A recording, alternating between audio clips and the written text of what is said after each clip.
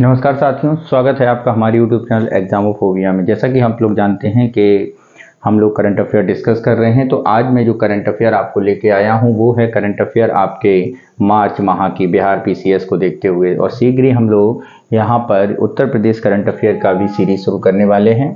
और आज जो करंट अफेयर है वो मार्च और फरवरी दोनों का है, ठीक है। यानी अगर जनवरी का ऑलरेडी अपलोड कर दिया गया है और आज जो करंट अफेयर है दोनों माह का एक साथ लिया जा रहा है, ठीक है। चलिए स्टार्ट करते हैं मार्च और फरवरी का करंट अफेयर। तो पहला जो टॉपिक है वो हमारा है क्या, उसे जरा देखते हैं। तो सबसे पहला जो टॉपिक है वो प्रधानमंत्री के द्वारा बिहार में विकास परियोजनाओं का अनावरण से रिलेटेड है। तो इसमें चर्चा में क्या हुआ है ये जरा पहले हम लोग डिस्कस करते हैं कि प्रधानमंत्री मोदी ने औरंगाबाद जिले में 21,400 करोड़ रुपए के विकास परियोजनाओं का क्या किया है, अनावरण किया है। तो यहाँ पर डिस्ट्रिक्ट आपके एग्जाम के पॉइंट ऑफ व्यू के ध्यान रखना है कि कहाँ से किया है, औरंगाबाद जिले से किया है। दूसरी, अब इस परियोजना में क्या क्या बिंदु हैं उस पर जरा देखते हैं, जिसमें 18,000 करोड़ से अधिक राष्ट्रीय राजमार्ग यानी नेशनल हाईवेज बनाए जाएंगे, उनका उद्घाटन किया गया है, ठीक है। पीएम गंगा पर 6 लेन पुल पर आधारशिला रखी है, जिसका निर्माण मौजूदा जयप्रकाश नारायण गंगा सेतु के समानांतर किया जाएगा। साथ ही पटना में यूनिटी मॉल की आधारशिला रखी, जिसका निर्माण 200 करोड़ रुपए से अधिक की लागत से किया जाएगा। और एक जिला एक उत्पाद यानी वन डिस्ट्रिक्ट वन प्रोडक्ट को भी बढ़ावा देने की बात यहाँ पर की गई है। इसके अलावा 3 रेलवे परियोजनाओं को राष्ट्र को समर्पित की हैं। पटियाला पलहेजा लाइन दोहरीकरण और बंधुआ पेमार के बीच 26 किलोमीटर लंबी लाइन शामिल है इसमें। पीएम ने नमामि गंगे योजना के तहत 2,190 करोड़ से अधिक 12 परियोजनाओं का उद्घाटन किया है। और इसके साथ ही पटना, सोनपुर, नौगछिया, छपरा के सीवरेज ट्रीटमेंट प्लांट भी इसमें शामिल किए गए हैं। इसके साथ एक जिला एक उत्पाद यानी वन डिस्ट्रिक्ट वन प्रोडक्ट के तहत प्रत्येक जिले में एक उत्पाद को बढ़ावा देने के लिए ब्रांडिंग करके जिला स्तर पर आर्थिक विकास को बढ़ावा देने की बात की गई है। दूसरा, इसका उद्देश्य प्रत्येक जिले की स्थानीय क्षमता, संसाधन, कौशल और संस्कृति का लाभ उठाना और घरेलू एवं अंतर्राष्ट्रीय स्तर पर उनकी विशिष्ट पहचान बनाना है, ठीक है। वन डिस्ट्रिक्ट वन प्रोडक्ट की अवधारणा कहाँ से सबसे पहले आई थी? उत्तर प्रदेश सरकार द्वारा जनवरी 2018 में विकसित की गई थी। ये हर स्टेट पीसीएस के लिए काफ़ी महत्वपूर्ण क्वेश्चन है और यूपी के लिए तो ये रामबाण है। अगर आप लोग यूपी की प्रिपरेशन कर रहे हैं साथ ही, तो इसको भी ध्यान दें कि उत्तर प्रदेश सरकार ने ही वन डिस्ट्रिक्ट वन प्रोडक्ट पहले 2018 में शुरू की गई थी और इसे अब काफ़ी ब्रॉड लेवल पर भी शुरू किया है। वन डिस्ट्रिक्ट वन गेम भी प्रोजेक्ट इसमें शुरू कर दिया गया। इसके साथ ही अब इस योजना के परंपरागत उद्योगों में शिल्प जैसे चिकनकारी, कढ़ाई, पीतल के बर्तन, मिट्टी के बर्तन, कालीन, चमड़े की वस्तुएं आदि को पुनर्जीवित करने में सफल रही है ये योजना उत्तर प्रदेश में, ठीक है। इसे प्रेरित होकर केंद्र सरकार ने इस अवधारणा को अपनाया और इसे एक राष्ट्रीय पहल के रूप में लॉन्च किया गया है, ठीक है। नमामि गंगे कार्यक्रम को जरा एक बार फिर टाइमलाइन में आया है। क्या है नमामि गंगे? एकीकृत संरक्षण मिशन है यानी इंटीग्रेटेड कंजर्वेशन प्रोजेक्ट है, जिसमें गंगा के पूरे क्षेत्रीय, चाहे वो आपका पश्चिम बंगाल, उत्तर प्रदेश हो, उत्तराखंड हो और आपका बिहार हो, यानी एक इंटीग्रेटेड योजना बनाई जाएगी सारी स्टेटों को लेते हुए और इसकी मॉनिटरिंग केंद्र सरकार द्वारा होगी। क्या है इसमें? इसे जून 2014 में केंद्र सरकार द्वारा फ्लैगशिप कार्यक्रम के अंतर्गत, यानी फ्लैगशिप कार्यक्रम क्या होता है इसे जरा समझिए। ये कार्यक्रम एक ऐसा कार्यक्रम होता है जिसे सरकार पहले लॉन्च करती है, लेकिन उसको एक प्रैक्टिकल के तौर पर लॉन्च करती है। अगर उसका रिजल्ट अच्छा हुआ तो इसे एक स्वरूप दे दिया जाता है, यानी आप ये समझिए प्रैक्टिकल के तौर पर की गई योजना है एक तरह से, ठीक है। ताकि प्रदूषण के प्रभावी उन्मूलन, राष्ट्रीय नदी गंगा संरक्षण, कायाकल्प और दोहरे उद्देश्यों को पूरा किया जा सके। जल संसाधन मंत्रालय, नदी विकास और गंगा संरक्षण विभाग, जल शक्ति मंत्रालय के तहत इसे संचालित किया जा रहा है।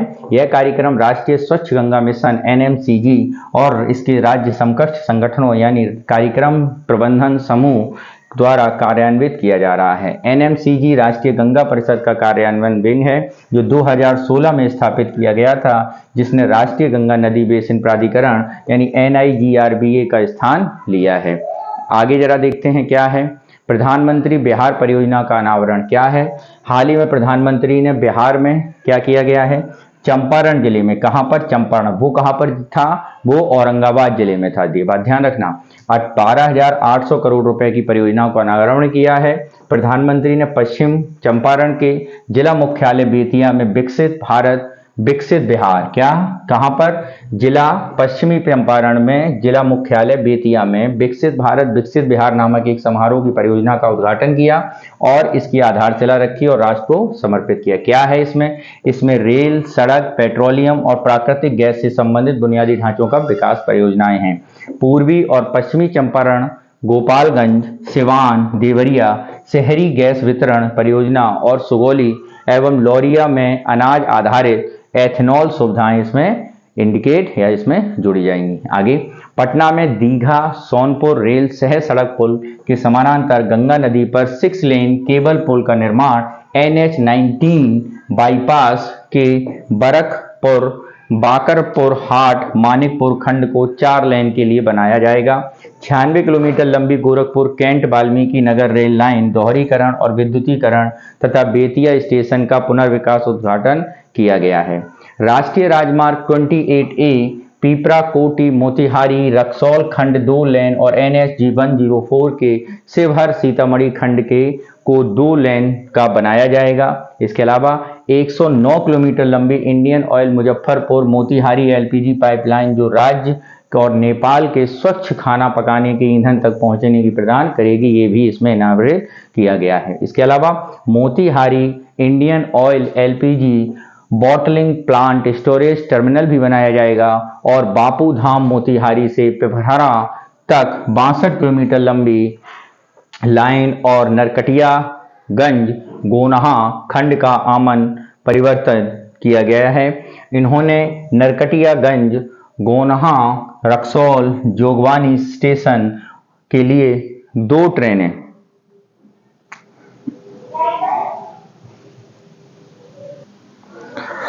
तो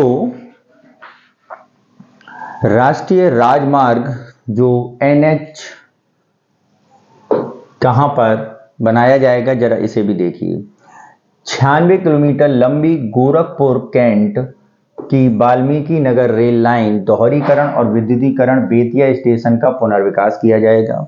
इसके अलावा उद्घाटन किस किस का किया? राष्ट्रीय राजमार्ग 28A पिपरा कोटी मोतिहारी रक्सौल खंड के 2 लेन का और NH 104 के शिवहरी सीतामढ़ी खंड के 2 लेन को बनाया जाएगा। इसके अलावा 109 किलोमीटर लंबी इंडियन ऑयल की मुजफ्फरपुर मोतिहारी LPG पाइपलाइन जो राज्य और नेपाल के स्वच्छ खाना पकाने के ईंधन